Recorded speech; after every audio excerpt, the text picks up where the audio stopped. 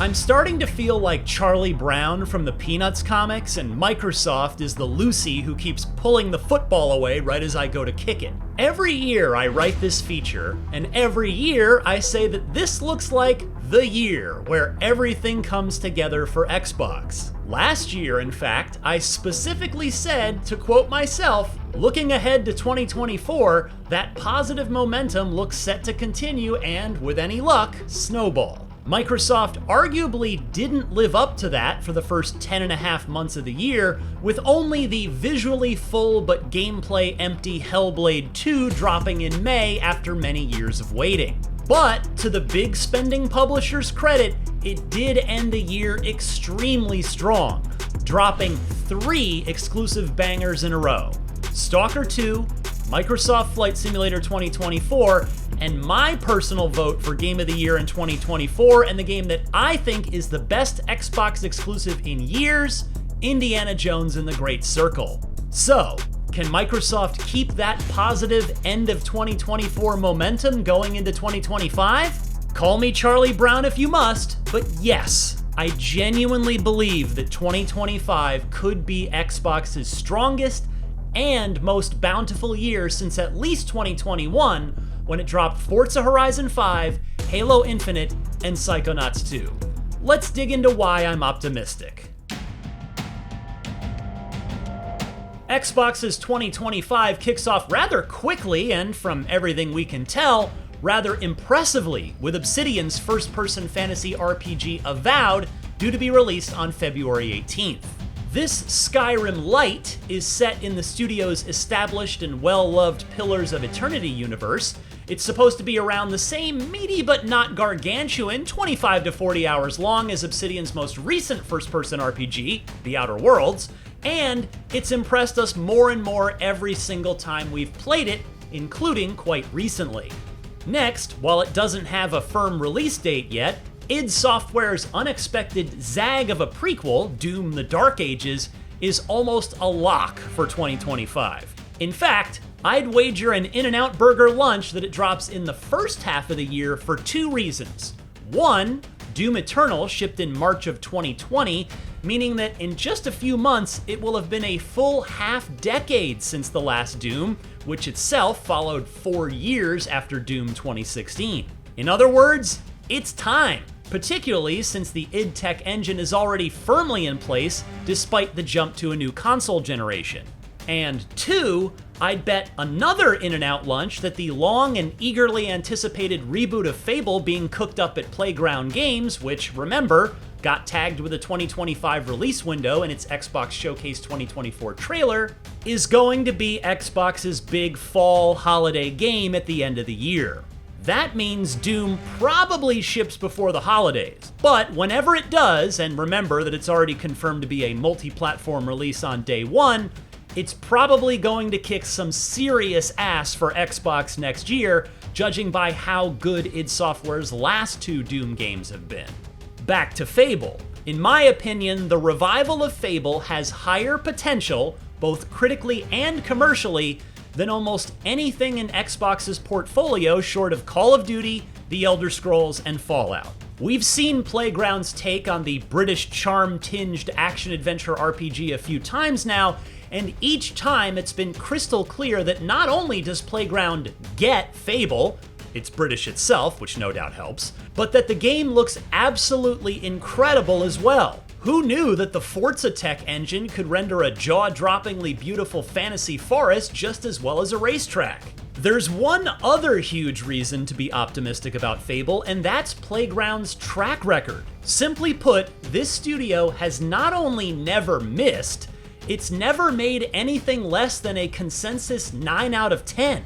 Its last game, the aforementioned Forza Horizon 5, was IGN's 2021 Game of the Year, and it clearly is being given plenty of time to cook, as Fable was formally announced in 2020, with work having already been done prior to that.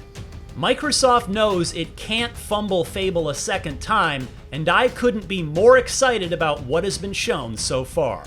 Next, while it certainly isn't as big a name as Fable, we can't forget about South of Midnight. the third-person action-adventure from We Happy Few developer Compulsion Games that's leaning heavy into the folklore of the bayous of the Deep South. This one's nothing like the developer's past games, which is admittedly riskier but also more intriguing. Microsoft has tabbed this one for 2025, so consider South of Midnight as something of a wild card for next year. Another smaller name Xbox exclusive that I think everyone will be talking about if it comes together when it finally ships in 2025 is Replaced. It's a pixel art, cyberpunk-styled, side-scrolling action-adventure that oozes style and, as I discovered when I played it over the summer, is much deeper than I expected. Replaced has the potential to join the long list of legendary Xbox exclusive indies that includes games like Limbo, Braid, and Inside. Finally, don't forget about Xbox's actual biggest franchise, since they own it now, Call of Duty. It'll stay on PlayStation, of course, but Xbox fans will get it day one on Game Pass. The 2025 Call of Duty is rumored to be a future-set Black Ops 2 sequel, so perhaps Treyarch is handling the campaign on this one after Raven Software did a stellar job on this year's Black Ops 6 campaign. Oh, and the other much quieter juggernaut in the Xbox portfolio, Minecraft, will probably get some kind of big in-game content, what with the new Minecraft movie on the way. Barring a 180 from Xbox boss Phil Spencer's previous comments, Microsoft won't be pushing a mid-gen upgrade to the Xbox Series X, and Xbox Series XX, if you will, in 2025, if ever. And though a handheld Xbox is in development, we're unlikely to play it or even see it in the coming year. So, should we expect any new hardware in 2025? Probably not. At least in terms of raw horsepower.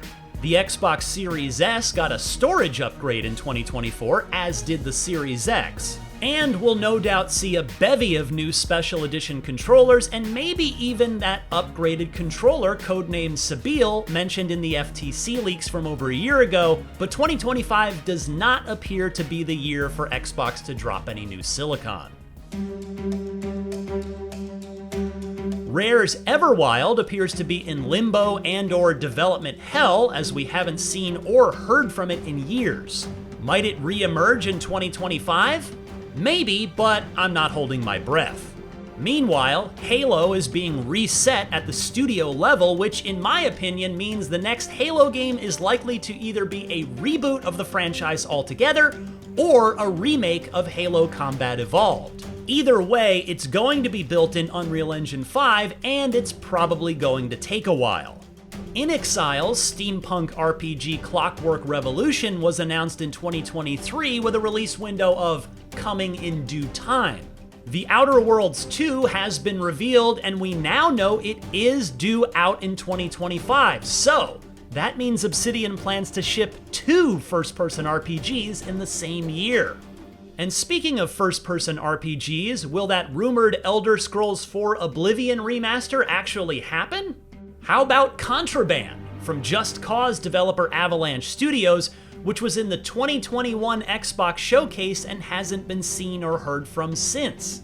All we know is that it's a, quote, co-op smuggler's paradise set in the fictional world of 1970s Bayern. Should it re-emerge in 2025, it's unlikely that it also ships next year as well, given the usual PR and marketing cycles on big-budget games. The wild card for 2025 is Double Fine, the endlessly creative and versatile studio headed by game design legend Tim Schafer that's coming off of 2021 Game Awards Game of the Year nominee Psychonauts 2. I'd expect Schafer and the studio to announce their new project soon, but as to whether it actually comes out in the next 12 months is anybody's guess. Finally, anything from this past year's Xbox showcase that didn't have a release year at the end of the trailer can safely be assumed to be a 2026 or later release. That means I'm not reasonably expecting to play Gears of War E-Day, Perfect Dark, or State of Decay 3 in the next year. And that's okay. It finally feels like Xbox is starting to pump out not just a steady stream of first-party games, but a consistently good stream of them. This is what Xbox has been building towards since they first started acquiring studios in 2018 to try and fix their first-party games problem, and damn it, I think this is the year they finally do it. Please don't pull that football away from me again, Lucy Microsoft. For more on all things Xbox, be sure to tune in to IGN's weekly Xbox show, Podcast Unlocked. And for everything else in the world of video games, stick with IGN.